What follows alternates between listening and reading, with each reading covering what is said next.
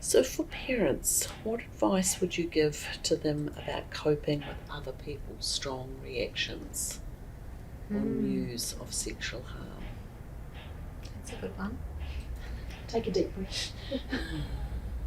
Yeah. And I'm thinking maybe other people in the family or extended Yes, family. yes. And could be outside of the family as well, but I imagine that the views and opinions and potential judgments that come from other members of extended family can be really tough to deal with and really painful and cause a lot of, it's kind of this layering effect, isn't it? There's the sexual harm, and then there's the aftermath of the sexual harm that can just be more layers of trauma, potentially.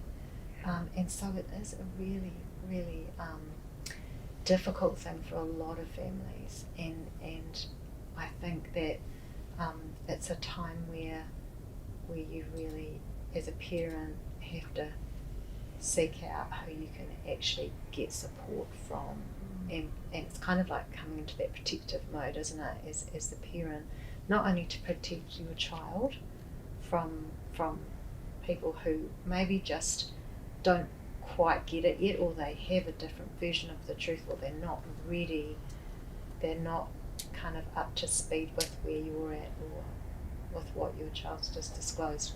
And so first and foremost, being able to protect your child as much as possible from unhelpful and potentially harmful reactions from other members of the family, or from other people outside of the family.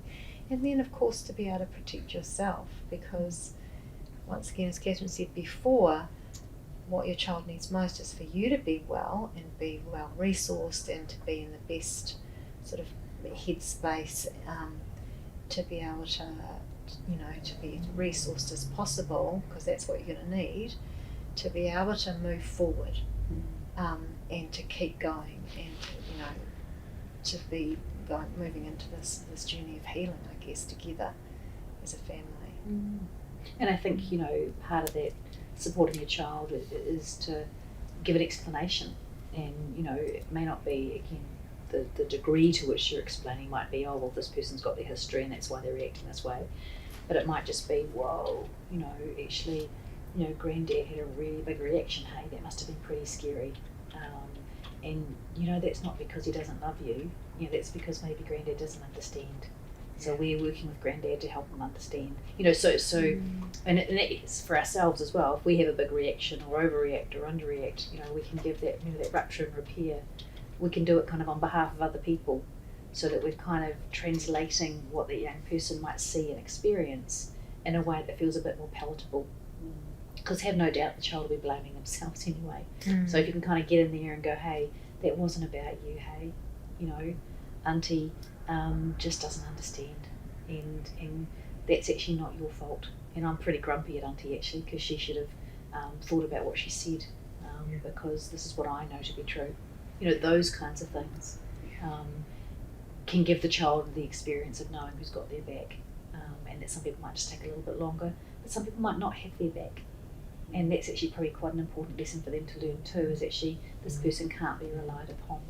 And that's sad, but it's probably true at the moment. So these are the people who are in your safe circle.